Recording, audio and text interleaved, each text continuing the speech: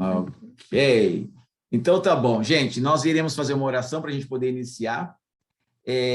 Como a gente disse, você pode perguntar, pode falar no áudio, pode mandar no chat, pode perguntar depois, pode ficar à vontade, tá bom? E nós estamos falando sobre Daniel e Apocalipse. Então, nós estamos começando com Daniel, porque Daniel, explicando assim, a grosso modo, ele explica mais a parte política, a parte econômica do mundo em quase 3.000 anos. E Apocalipse explica mais a questão religiosa, a questão espiritual, as eras espirituais do povo de Deus ao longo dos últimos 2.000 anos de mundo, de Cristo até a volta dele. Ok? Então, é sensacional. Quando a gente estuda a Bíblia, a gente fica sabendo de tudo. Você que gosta de saber do futuro, de saber das novidades, gosta de acompanhar aí as notícias, a Bíblia é sensacional para isso. Porque lá em Amós 3:7, é isso? 3:7? Isso. Em Amós 3:7, Jesus fala que ele não faz nada antes de nos comunicar, né? Comunicar os seus filhos, porque ele disse lá nos evangelhos que ele considera a gente como amigo e não como servo. Então, o amigo sabe o que o outro amigo faz, tá bom? E aí fica uma dica, se você tem um amigo, você considera amigo, você nunca sabe o que ele faz, às vezes ele não é teu amigo, porque o amigo, Jesus disse que ele sabe o que você faz, tá bom? Vamos orar, então? Oremos. Querido Deus, nós te louvamos, agradecemos teu santo nome, só tu és digno de toda honra, toda glória e todo louvor. Queremos pedir perdão dos nossos pecados, pedir que o Senhor tome o nosso coração, efetue em nós tanto querer, como realizar a tua santa vontade. Querido Deus, muito obrigado pelo teu amor, muito obrigado pelo privilégio de nós termos a Bíblia, o livro de Daniel, o livro de Apocalipse, que o Senhor nos dê sabedoria, para que nós possamos entender agora, neste momento, em nome de Jesus. Amém. Amém. Amém. Ok, gente, sensacional. Tá certo? Quem é que lembra qual o último capítulo? Gente, não tem desculpa de não participar do nosso estudo, porque o nosso estudo é apenas 2 vezes por mês. Tá bom? Apenas 2 vezes por mês. Tá? Eu não sei, quem quiser que seja toda sexta-feira, 4 vezes por mês, entre em contato com a gente, tá bom? Pode dar a opinião. Mas é apenas 2 vezes por mês para a gente poder nos programar, para a gente poder fazer as nossas agendas. Nós temos aí 2 sexta-feiras por mês para a gente poder adaptar, fazer outras coisas, tá bom? E apenas 2 vezes por mês, 2 vezes por mês, em menos de 2 horas por mês, a gente se dedicar no estudo dos momentos que nós estamos vivendo. Jesus está chegando, gente. Ele está chegando, então é muito importante a gente saber o que está acontecendo, é muito importante a gente saber o que aconteceu, é muito importante a gente saber qual é o momento que a gente vive, o que nós pensamos, o que nós falamos, o que nós acreditamos, quais são os enganos. Isso é muito importante, porque imagine só, se o inimigo de Deus, lá no início, enganou os anjos, Adão e Eva, que eram muito... O livro Patriarcas e Profetas fala que os antediluvianos tinha 20 vezes mais o QI desenvolvido do que o nosso. 20 vezes mais. Então, ou seja, uma pessoa super inteligente é considerada um QI aqui de 150, 160, correto? 160, acho que Einstein, não sei se Einstein chegou a ter 160. Acho que ele tinha, não, acho que chegou no máximo a 160. Me corrija aí, gente, se eu estiver enganado, por favor. Eu acho que é no máximo 160 aí. Então, imagine só, os antediluvianos tinham QI de 2.000, 2.050, 2.500. Imaginem só, gente. E o inimigo de Deus conseguiu enganá-los. Conseguiu enganar Adão e Eva, que eram perfeitos. Conseguiu enganar os anjos, que estavam do lado de Deus. Então, se ele conseguiu enganar toda essa galera, imagine nós, 6.000 anos depois de pecado. Imagine só. Meros fazedores de xixi e cocô aqui nesse mundo.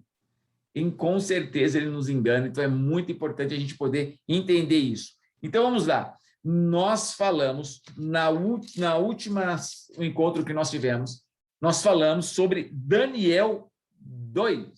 Isso mesmo. correto? Sonho. Nós falamos sobre Daniel 2, ok? Alguém tem algum comentário, alguma coisa que quer escrever, quer falar a respeito de Daniel 2, do que lembrou, do que se quer comentar alguma coisa nesse sentido, ou se quer que a gente relembre alguma coisa do capítulo de Daniel 2? Todo mundo lembra do que aconteceu em Daniel 2? Ou quer que a gente faça um resumo de 1 minuto? Alguém deseja um resumo de 1 minuto? Eu vou compartilhar aqui o nosso estudo. Um momento. Vou compartilhar aqui. Olha só, pronto. Aê! Perfeito. Perfeito. Está... Deixa eu ver aqui. Aqui. Okay. Então, vamos fazer uma recapitulação. Ok? Todo mundo está vendo aí certinho, né? Então, vamos lá. Em Daniel 2, a gente viu em Daniel 1, e para você entender perfeitamente Daniel 1, se você ainda não assistiu, assista a nossa live, Projeto Daniel, capítulo 1. Daniel 1, Projeto Daniel 1. Gente, vai mudar a sua vida. A gente recebeu vários testemunhos sensacionais, incríveis, de pessoas assim que... Em 10 dias já viu diferença. Em 10 dias já viu diferença. A gente ainda vai, na próxima live, se Deus quiser, a gente vai comentar sobre isso também. Exatamente. E acompanha as stories, mas a gente vai estar falando um pouquinho. Mas, assim, sensacional, né? Sensacional. Então, acompanha aí direitinho, porque a gente vai fazer aí, concluir o... Daniel 1 que a gente falou. Eu li um negócio aqui, eu não consigo fazer 2 coisas ao mesmo tempo. Ok? Então, tá certo. Gente, então vamos lá. Daniel 2. Então, a gente viu. Não deixe de assistir a nossa live, entendeu? Para você entender Daniel 1 e mudar a sua vida, você se tornar em 10 dias você já vê diferença, vai tendo diferença, cada dia que passa, vai tendo diferença, que em até 3 anos você vai ficar 10 vezes mais. Gente, se a gente dobrar inteligência, dobrar de sabedoria, já está ótimo. Já está ótimo. Imagine você ficar 10 vezes mais inteligente, sábio e atraente. Ou seja, você vai ficar o mais inteligente, sábio e atraente da sua cidade. Não, e ainda assim, eu posso dizer que ainda teve uma pitada a mais que Deus deu para Daniel, que ele ainda teve a capacidade de interpretar sonhos, exatamente, de ter visões. Então, assim, foi a cereja do bolo, né? Exatamente, foi sensacional. E aí, como ele teve toda essa capacidade, como ele teve toda a água caiu num lugar aqui meio diferente aqui. Então, como ele teve aqui toda essa capacidade de interpretar sonhos, a gente viu que o rei Daniel, Nabucodonosor, ele sonhou, e aí, como ele queria saber se os caras iriam falar a verdade, a interpretação e não enrolá-lo, ele falou, eu quero saber o seguinte, se vocês realmente sabem o que a interpretação, vocês vão saber o meu sonho, então diga o que eu sonhei. E aí os caras falaram, isso é impossível, apenas Deus faz isso. Ele falou, eu não quero saber, eu pago vocês para isso, para vocês adivinharem, vocês são sábios, então, magos, então vocês vão morrer. E aí todos os sábios irão morrer. E aí Daniel fica sabendo que ele vai morrer. Ele fala, por que eu vou morrer? Não fiz nada. E aí avisaram, por causa disso. Ele falou assim, então, peraí que o meu Deus vai mostrar. Gente, isso é relacionamento, intimidade com Deus. Quando você já sabe de antemão se Deus ele vai ou não responder uma situação que você está passando. Ele deixou bem claro, eu vou orar e Deus vai me falar para a honra e glória do nome dele, não do meu nome. E Daniel deixou bem claro a honra e glória. E aí Daniel contou o sonho que o rei teve, que foi este daqui. Quer ver? Vamos colocar aqui. Coloque aí, por favor. Isso. Que foi este daqui. Este foi o sonho do rei. Ele sonhou com essa estátua e a gente viu que a cabeça de ouro simbolizava a Babilônia, o peito de prata e os braços a Medo-Pérsia, são 2 países, 2 reinos, melhor dizendo, juntos, e depois o bronze e parte da coxa a Grécia, tá bom? De bronze, as pernas de ferro, Roma, e os pés, o último momento político do mundo, os pés, que é um pouco ferro, um pouco barro, que simbolizado por 10 reinos, que deu origem à Europa hoje. Então, seja, no ano 605, 607 antes de Cristo, ou seja, mais de 500 anos antes de Cristo, Daniel já ficou sabendo tudo o que iria acontecer, desde a época dele, até Cristo, até os nossos dias. Gente, isso é sensacional. Deus mostrou tudo isso para ele. E nessa profecia que ele recebeu de Deus, a maior profecia de tempo do mundo, que ele recebeu de Deus, lá é possível saber o ano que Jesus ia nascer, o ano que ele iria se batizar, o ano que ele iria morrer e o ano que iria iniciar ali o projeto missionário dos cristãos e quando que Israel iria rejeitar de vez a sua filiação divina. Entendeu? Então, isso é muito interessante. Então, a gente fica sabendo tudo isso e a gente está fazendo um spoiler aqui, a gente vai ver isso no decorrer, ok? Então, isso foi Daniel 2 que a gente viu. Agora, nós vamos para Daniel 4. Vamos lá, ok? Daniel 7. Desculpa. Gente, eu tenho uma mania de confundir Daniel 4 com Daniel 7. Né, amor? Sempre eu faço isso. Eu confundo Daniel 4 com Daniel 7. Porque a gente vai na sequência, porque às vezes a gente estuda um a um os livros, né? Exatamente. Então, vamos lá para Daniel 7. Inclusive, eu recomendo você dar uma estudadinha no livro de Daniel 4, porque é linda a história de fidelidade, né? Os 3 amigos de Daniel falam para o rei e falam assim, se você quer me jogar na fornalha, não tem problema, eu não vou te obedecer. Entendeu? É no 3? É, no 3 e depois o 4. Isso. No capítulo 3, que é a fornalha, e o 4, que é a loucura de Nabucodonosor. E aí os amigos pegam e falam, se Deus quiser me livrar, ele livra, senão ele não livra. Eu confio no que Deus quer. Essa é a fé que nós temos que ter. Isso. É Daniel capítulo 3, dos versos 16 ao 18, é a fala deles. Exatamente. Magnífica, né? E em Daniel capítulo 4, é uma coisa que eu acho sensacional. Um rei mais poderoso do mundo, reconhecendo a soberania de Deus. É lindo demais de ver isso. Não tem como a gente não reconhecer. Na verdade, o livro Grande Conflito fala que, em um determinado momento, momentos antes de terminar o mundo, todos irão reconhecer a justiça de Deus, inclusive o inimigo de Deus. Exatamente. Se você quiser saber mais sobre isso, leia o livro Grande Conflito, principalmente ali nos últimos capítulos, que você vai entender isso que eu acabei de dizer. Tá bom? Então, vamos lá. Em Daniel, capítulo 7, aqui fala sobre os quatro animais e o pequeno chifre. Então, o que acontece? Diga, minha linda. Não. Tudo certo?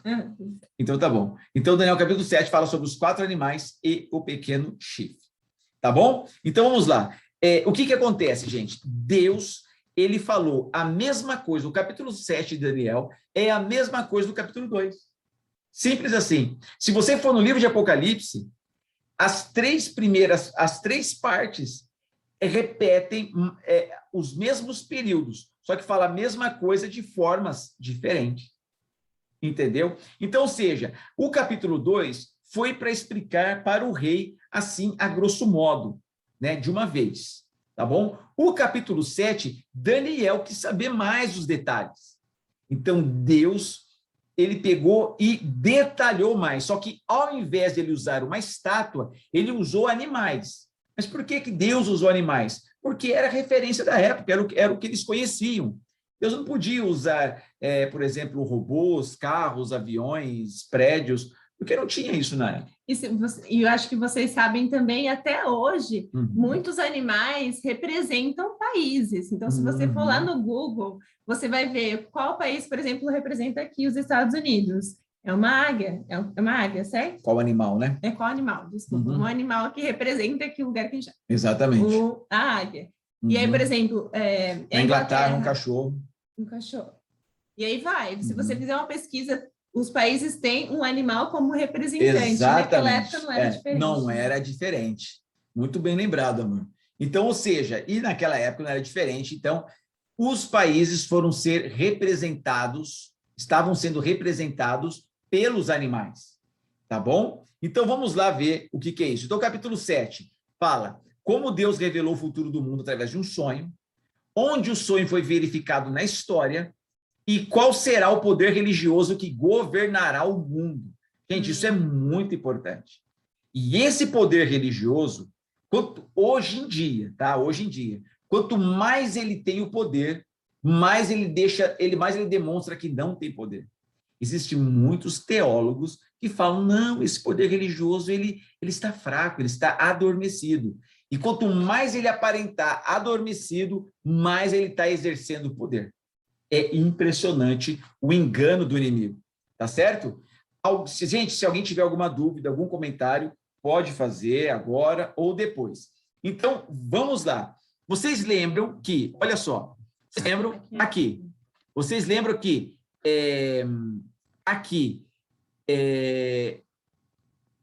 a cabeça é Babilônia, a Medo-Pérsia, o peito e o braço de prata, a Grécia, o bronze, a Roma, entendeu? E os 10 reinos. Então, olha só, a gente vai falar a mesma coisa aqui, entendeu? A gente vai falar a mesma coisa aqui. Então, aqui o leão com asas, em Daniel 7:4. Vamos lá. Abra sua biblinha aí, por favor, a sua Bíblia, em Daniel capítulo 7, versículo 4. Lá fala o seguinte, dá um tempinho para você abrir, é muito importante você acompanhar aí no seu celular ou na sua Bíblia. Seria até interessante como você está utilizando o celular, provavelmente, não sei, e você acompanhar aí na sua biblinha mesmo aí de papel, tá bom? Ali, Daniel capítulo 7, versículo 4, fala o seguinte, o primeiro era como leão e tinha asas de águia. Gente, é muito incrível. Agora, por que esse leão tinha asas de águia? Isso Deus revelou através de um sonho para Daniel. Agora, será que Daniel comeu muito feijão de noite, né, para ter esses sonhos? E aí o segundo animal, você vê em Daniel 7, versículo 5, que diz o seguinte, e continuei olhando, e o segundo animal era semelhante a um urso, que se levantou sobre um dos lados, na boca, entre os dentes, traziam 3 costelas, né? E um lado era maior do que o outro, porque como eram 2 povos, um reino era mais poderoso do que o outro, tá bom? E essas costelas são os 3 povos que ele tinha engolido ali, né? Estava com os ossos na boca ali, tá certo? E aí o terceiro reino, depois que vem da Medo-Pérsia, vem a Grécia, que tem um leopardo com 4 cabeças e 4 asas. E aí Roma, no capítulo 7, versículo 7, um animal terrível e espantoso, com 10 chifres, 3 caem, levanta um pequeno, entendeu? Que dá sequência nos 10 reinos. Olha aqui o pequeno que tinha olhos e boca. Gente, é muito interessante. Ou foi Deus que deu esse sonho para Daniel, ou ele comeu muito feijão, né? Uma feijoada, né, vegana ali, tá certo? E aí ele sonhou muito, mas a gente sabe que foi Deus que mandou tudo isso. Olha só, por que então? Quando a gente vê um leão com asas, isso dá um ar de velocidade, dá um ar de rapidez. Então era isso que ele queria passar, tá bom? Então era isso que ele estava querendo passar. Deixa eu pegar aqui. Desculpa. Pronto. Era para voltar aqui. Isso. Então, olha só. Então, olha aqui. Babilônia era a cabeça de ouro e o leão, que as asas escrevem velozes conquistas de Nabucodonosor. Muito rápido ele conquistou o mundo. E também foi um reino que passou rápido também. Entendeu? Se a gente vê aqui no ano, olha só, ficou de 605 a 539. Entendeu? Foi muito curto. Aqui, ó, a Medo-Pérsia, por exemplo, ficou de 539 a 331, ficou mais. Tá bom? Olha só aqui a Grécia, 331 a 168. Então, sim, de conquistas rápidas e também que passou mais rápido também. Então, ele conquistou muito rápido. E aí a gente pega e vai aqui para a Medo-Pérsia, simbolizada por um urso, E a Medo-Pérsia é simbolizada por um urso, e também, deixa eu só tirar aqui, e também simbolizado o peito de prata e os braços de prata, tá bom? Que começou no ano 538. Como eu falei para vocês, as costelas representam os reinos conquistados, que foi Lídia, Babilônia e Egito. Ou seja, ele devorou todo mundo, ficou até com os ossos na boca ali, né? O meu avô fazia isso, né? Ele pegava ali e ficava, né, roendo ali o osso de frango, né? Então, os persas foram mais fortes do que os medos. Por isso que o urso ele é manco, tem uma parte mais alta. Significa que um reino era mais poderoso, entendeu? E permaneceu mais tempo no poder. Ok? E aí nós vamos para a Grécia. Gente, a Grécia, um leopardo, ele é o animal mais rápido do mundo. Ele chega a 90 quilômetros por hora a corrida dele. Isso é incrível. Já pensou? É incrível. Agora, imagina um leopardo com 4 asas. Pensa no animal rápido. Isso significa as conquistas de Alexandre o Grande. Né? Flávio Joséfo, um grande historiador judeu, né, um pouco depois de Cristo, ele conta, ele narra a história que quando Alexandre o Grande foi invadir ali Israel, era conquistar, destruir tudo, eles falaram assim, não, nós estávamos aguardando você. Olha aqui, mostraram as profecias de Daniel. E ele ficou todo envaidecido ali e não matou os caras por causa disso. Entendeu? Ele falou, nossa, já sabiam de mim, então. Ele era muito vaidoso ali e ele conquistou o mundo muito rápido. Muito, muito rápido. Ele conquistou tudo. Ele conquistou um território muito maior que os 2 reinos anteriores juntos. Ok? E ele morreu muito cedo. A gente conhece a história do Alexandre o Grande, né? Existem várias versões ali de como ele morreu, tá certo? Mas as 4 cabeças significam os 4 generais, entendeu? Então, olha só, as vitórias rápidas sobre o comando de Alexandre Magno Alexandre o Grande, fizeram da Grécia um poder mundial. Depois da morte de Alexandre, o império dividiu-se em 4 partes, liderados pelos seus 4 generais, que é Trácia, não, tá errado aqui. A gente vai corrigir, que acho que é Seleuco, eu não recordo o nome deles, dá uma procurada aqui, minha linda, a gente poder falar isso aqui. Os 4 generais. Eu não me recordo, eu tenho uma dificuldade de gravar nomes e datas. Vamos lá. Aqui os generais dele, era o nome... Aqui, ó, era Lisímaco. Uhum. Cadê o outro? Na verdade, isso eram as partes que ficaram divididas para os 4, né? Essas são as partes que ficaram divididas para os 4, mas aí tem um nome aqui, só está falando do nome do um. Está aqui, linda. Dá uma procurada aqui, por favor. Então, olha só. Aqui, os 4 generais ficaram no lugar da morte de Alexandre.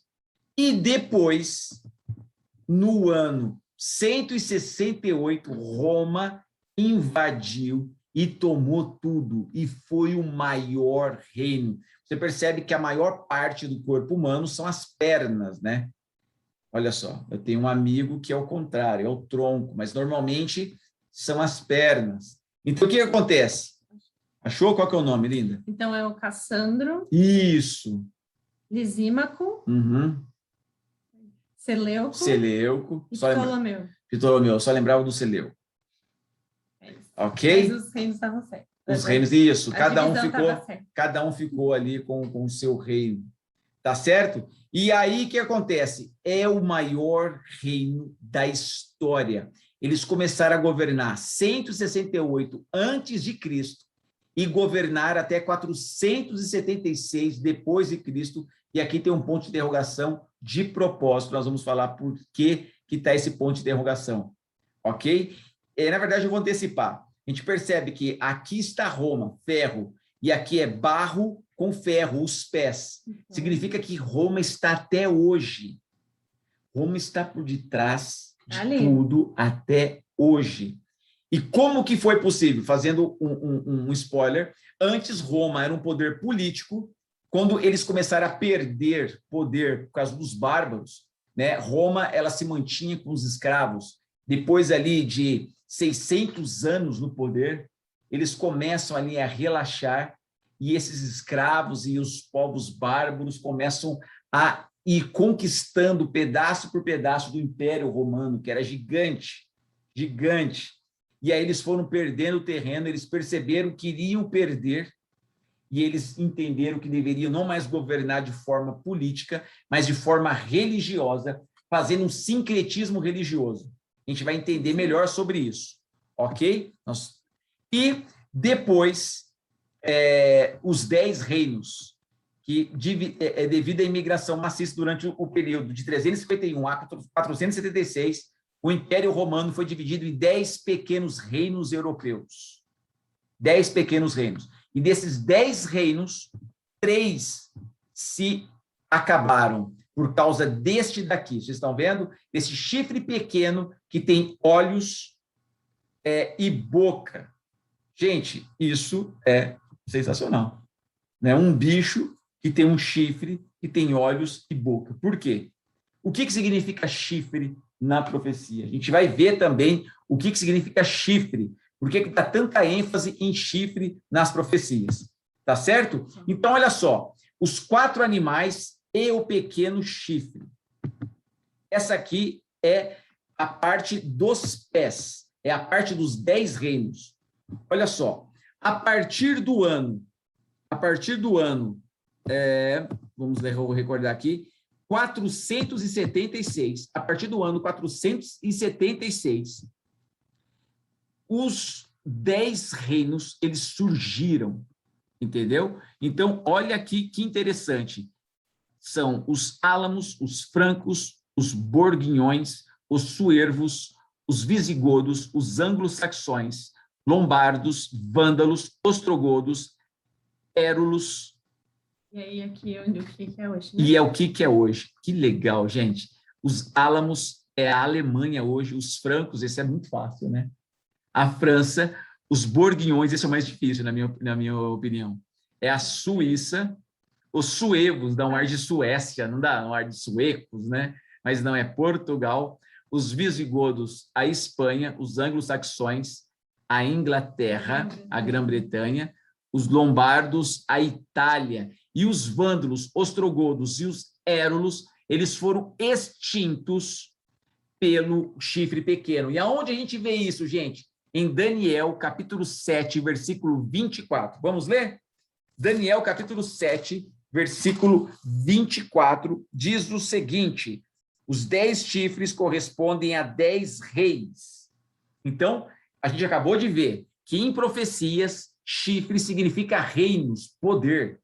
Então, toda vez que você vê chifre em Daniel ou em Apocalipse, que são os livros proféticos, tá bom? E significa reino ou poder. Então, os 10 chifres correspondem a 10 reis, que se levantarão daquele mesmo reino, e depois dele se levantará outro, o qual será diferente dos primeiros, e abaterá a 3 reis. Versículo 25, proferirá palavras contra o Altíssimo, magoará os santos do Altíssimo, e cuidará em mudar os tempos e a lei, e os santos serão entregues nas mãos por um tempo, 2 tempos e metade de um tempo. Gente, isso é sensacional. A gente entender isso, a gente entender essa história. O que aconteceu? Esses 10 reinos, a gente pode ver aqui, ó, olha aqui, o lugar aqui na Europa, tá bom? Olha aqui. Então, um dos motivos que o chifre pequeno, que hoje o chifre pequeno, ele está mais ou menos aqui, nessa regiãozinha aqui. Aqui, né? Ele está aqui nessa regiãozinha. É o menor, acho que é o menor país do mundo. É o menor país do mundo, o chifre pequeno, tá bom? O chifre pequeno, a gente vai ver quem é esse chifre pequeno, a gente vai tentar entender. Então, vamos lá. Primeira coisa, aqui diz que o chifre pequeno, ele vai proferir palavras contra o Altíssimo. Ele vai mudar o tempo e a lei. Quando a gente vem aqui deixa eu mostrar aqui uma coisa. Não estava no script, mas será muito interessante nós mostrarmos. Cadê o Bíblia? Mas está aqui? Opa! Será que eles estão vendo a nossa tela? Vocês estão vendo a nossa tela, né? Ou não? Pode ser que não, A gente está vendo o PowerPoint. Ah, ok. Então, abre a tela que você precisa e aí a gente Ok, compartilha ela. vamos compartilhar. Essa aqui? Essa aí.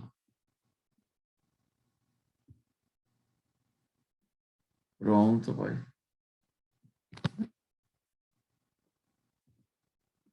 Pronto, tá todo mundo vendo? Vendo, né? Ok, então vamos aqui. Pronto.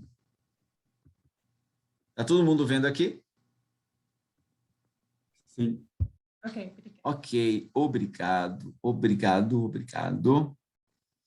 Então, vamos ver o que esse chifre pequeno fez. Olha só. Esse daqui é a lei de Deus.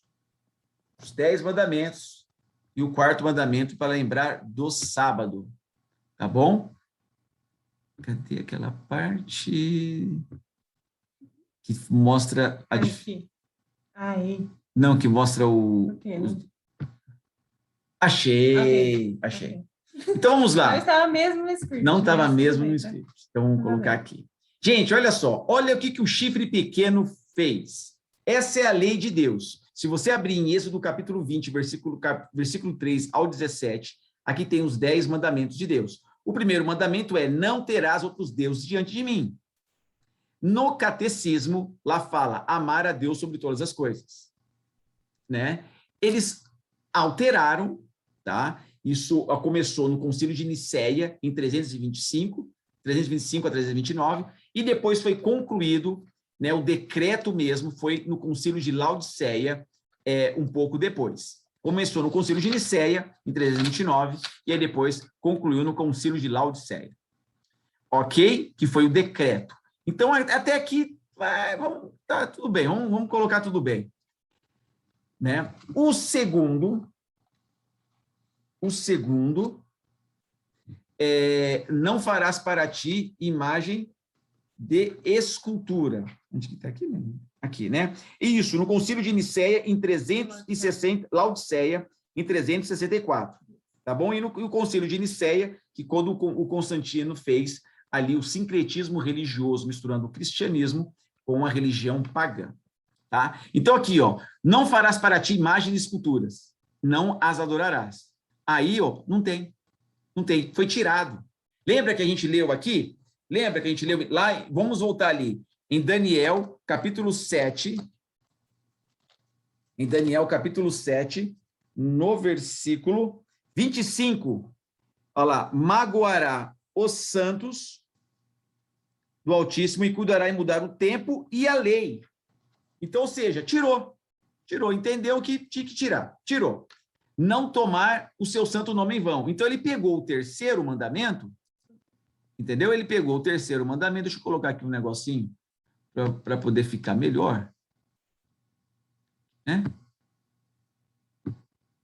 Pronto, aqui, ó. Ele pegou o terceiro mandamento e subiu, tá vendo aqui, ó? Tirou o segundo, né? Por que tirou o segundo? Porque os cristãos não adoravam imagem. E os pagãos adoravam. Então, no Concílio de Nicéia, o que Constantino falou? Falou: gente, para a gente poder fazer um sincretismo, vocês cristãos não gostam do apóstolo Tiago, do apóstolo João, não gostam da mãe de Jesus, não gostam de toda essa galera? Então, vamos fazer o seguinte: para a gente poder... a gente precisa fazer uma igreja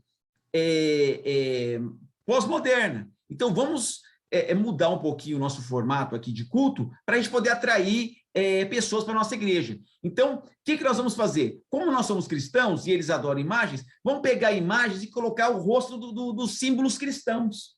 Tá bom? A gente não vai adorar, mas eles precisam ver, eles precisam se sentir, porque como eles estão acostumados a ver imagens, então vamos deixar essas imagens aqui, ninguém vai adorar, tá? Ninguém vai adorar, ninguém vai fazer nada. Elas só irão ficar aqui, para eles poderem ver. Só que com o passar do tempo, não ficou só vendo, começou a adorar, fazer pedido e orar, né? E começar a levar para casa o santinho, beijar, tá certo? Foi passando isso, tá bom? Não estou aqui falando mal da fé de ninguém, só estou falando o que aconteceu. A mudança foi aos poucos. Então, foi tirado aqui o segundo mandamento, subiu o terceiro, tá? Aí, no quarto mandamento, no terceiro mandamento, não tomarás o nome do Senhor teu Deus em vão, o terceiro virou guardar domingos e festas. Entendeu? Mudou. Porque o quarto mandamento fala, lembra-te, ou seja, um mandamento esquecido. Porque você só fala, lembra, fala assim, escuta, olha, não vai esquecer, hein? Igual eu fiz no grupo hoje, olha, gente, lembre. Por que eu falei lembra? Porque nós já tínhamos falado, já tínhamos conversado, né? Então, aqui, aí o quarto mandamento virou honrar pai e mãe. O quinto, honrar pai e mãe. O sexto, não matar. O sexto, não matar. O sétimo, não pecar contra a castidade, que é não adulterará. Né? O sétimo, não adulterará. O sétimo, não furtar, que é o oitavo. E aí, o que acontece? Ficou só 9. Então, o que eles fizeram? Eles pegaram o 10º mandamento e dividiram ele em 2. Tá? Não desejar a mulher do próximo e não cobiçar as coisas alheias. Então, ele pegou o 10º mandamento, partiu no meio para ficar 10. Tirou um, alterou o outro, e assim ficou. Cumpriu ou não a profecia, gente? E aqui fala que iria ficar 1 tempo, 2 tempos e metade de 1 tempo. Entendeu? Que a gente vai ver no nosso próximo estudo, mais detalhado o que significa isso, mas é o período que a Igreja Romana ela ficou na Idade Média, ok? 1260 anos, ok? Fazendo tudo isso, fazendo todas essas alterações. E para terminar, não estava no script também, eu quero mostrar um videozinho para você. Pronto? Todo mundo vendo? Sim. I have repeatedly offered $1,000 to anyone who can prove to me from the Bible alone that I am bound to keep Sunday holy. There is no such law in the Bible. It is a law of the Holy Catholic Church alone. The Bible says, remember the Sabbath day to keep it holy. The Catholic Church says, no, by my divine power, I abolish the Sabbath day and command you to keep holy the first day of the week. And lo, the entire civilized world bows down in reverent obedience to the command of the Holy Catholic Church. C. Enright, CSSR, in a lecture at Hartford, Kansas, February 18th, 1884. The Catholic Church for over 1,000 years before the existence of a Protestant, by virtue of her divine mission, changed the day from Saturday to Sunday. The Catholic Mirror, September 23rd, 1893. Question, which is the Sabbath day? Answer, Saturday is the Sabbath day. Question, why do we observe Sunday instead of Saturday? Answer, we observe Sunday instead of Saturday because the Catholic Church in the Council of Laodicea, AD 336, transferred the solemnity from Saturday to Sunday. Peter Geierman, The Convert's Catechism of Catholic Doctrine, 2nd edition, 1910, page 50. Question, have you any other way of proving that the Church has power to institute festivals of precept? Answer, has she not such power, she could not have done that in which all modern religionists agree with her. She could not have substituted the observance of Sunday, the first day of the week, for the observance of Saturday, the 7th day, a change for which there is no scriptural authority. Stephen Keenan, A Doctrinal Catechism, page 174. There is but one church on the face of the earth which has the power Oi. Oi? Conduzindo o estudo sobre Daniel e Apocalipse. Aí tá passando um videozinho. Oi? Ah, vocês estão conseguindo ver o vídeo? Vocês estão conseguindo ver o vídeo? Sim. Sim. Claims power to make laws binding on the conscience, binding before God, binding under penalty of hellfire. For instance, the institution of Sunday. What right has any other church to keep this day? You answer by virtue of the third commandment. The papacy changed the fourth commandment and called it the third, which says, remember that thou keep holy the Sabbath day. But Sunday is not the Sabbath. Any schoolboy knows that Sunday is the first day of the week. I have repeatedly offered $1,000 to anyone who will prove by the Bible alone that Sunday is the day we are bound to keep. And no one has called for the money. It was the Holy Catholic Church that changed the day of rest from Saturday, the seventh day, to Sunday, the first day of the week. T. Enright, CSSR, in a lecture delivered in 1893.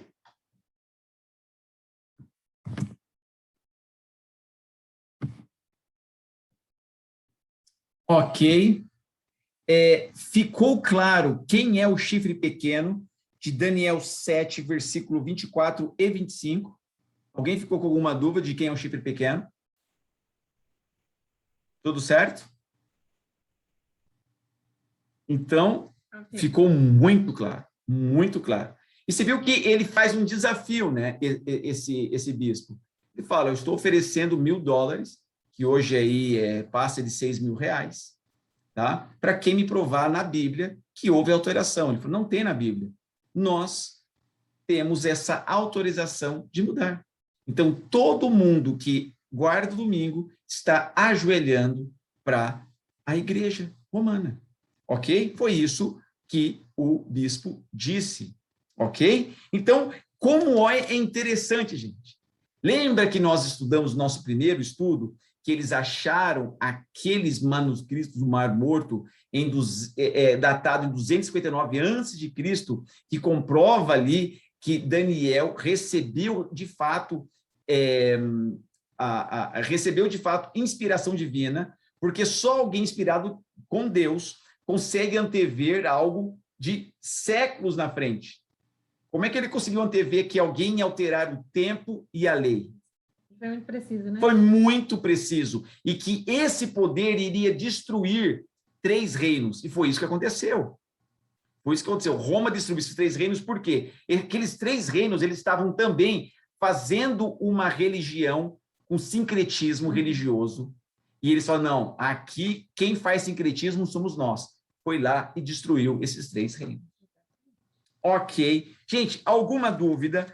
Alguma pergunta sobre Daniel, capítulo 7? Alguma pergunta? Algum comentário? Fiquem à vontade. Nós temos agora alguns minutinhos no final para a gente poder fazer algum comentário, alguma dúvida. Tá bom?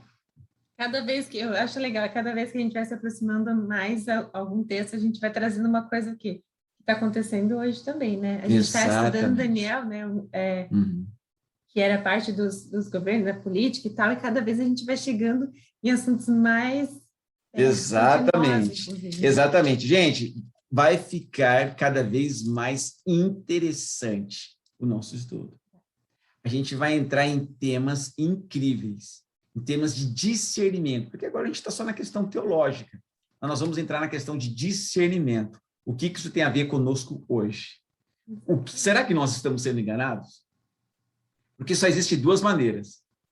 Ou você está sendo enganado, ou você descobriu um engano. Se você não sabe qual é o engano, é porque você está sendo enganado. Todos nós fomos ou estamos sendo enganados. Ou seja, todo ser humano foi enganado. Só que ou nós estamos sendo, ou nós fomos. Tá? Então, esse estudo é que, se nós estivermos enganados de alguma forma, porque são muitos enganos. Muito. E tem um engano para cada coisa. Cada situação. Na verdade, é personalizado para cada pessoa, inclusive. Às vezes, né? A maioria das vezes é personalizado. Exatamente. Exatamente. Ok. Nós vamos postar, sim, Aline. A gente vai postar o último estudo e o de hoje lá no YouTube para vocês poderem compartilhar e assistir novamente. Tá bom, gente? Que Jesus abençoe vocês.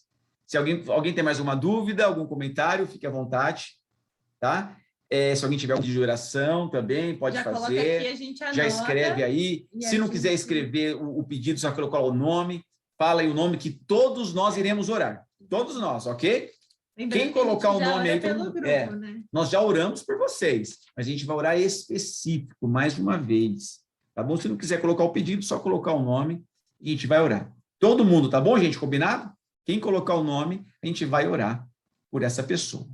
Tá bom? Pode colocar o seu nome aí, ou o seu pedido, para a gente poder orar por você no decorrer dessa semana. Tá bom? Eu vou parar aqui a gravação, para não ficar tão longa para subir. Então, quem está assistindo a gente gravado, tchau. Tchau. Tchau.